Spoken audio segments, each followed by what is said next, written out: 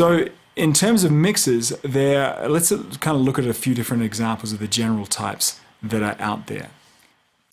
While there are many ways to categorize the multitudes of mixers out there, we'll just call them small, medium, and large. A small mixer might take, say, 8 channels or so and be perfect for a small coffee shop or a conference room. Say a mid-size might be more like 16 or 24 channels that can mix a small to mid-size band.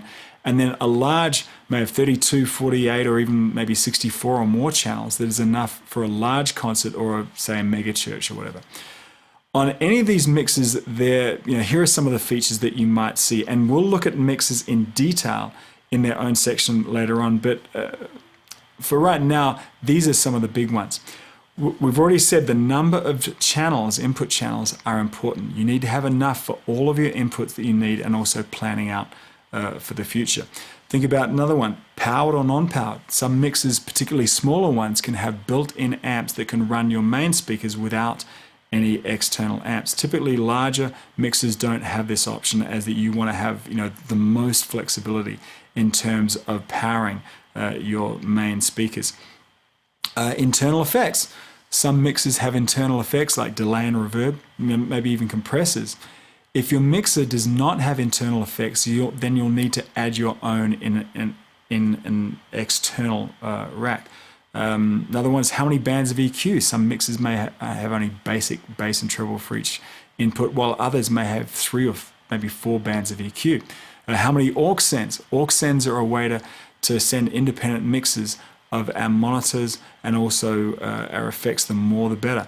Subgroups. Larger mixers can group together all of your drum channels into, say, a single group to make mixing easier and help with more advanced mixing situations. A mixer that has 32 channels and 8 subgroups might be called a 32 into 8 or a 32.8. Another thing to consider is analog or digital. Traditional mixers have always been analog, but in the last maybe decade or two, a lot have become digital, which brings a lot of benefits, not the least of which is the ability to store all of your settings in a snapshot for later use. Digital mixers have a lot of flexibility, and as your signal is converted to digital straight away, and then it goes through the routing entirely in the digital realm with the instant recall of your settings, unrivaled routing options, and typically a lot of internal effects.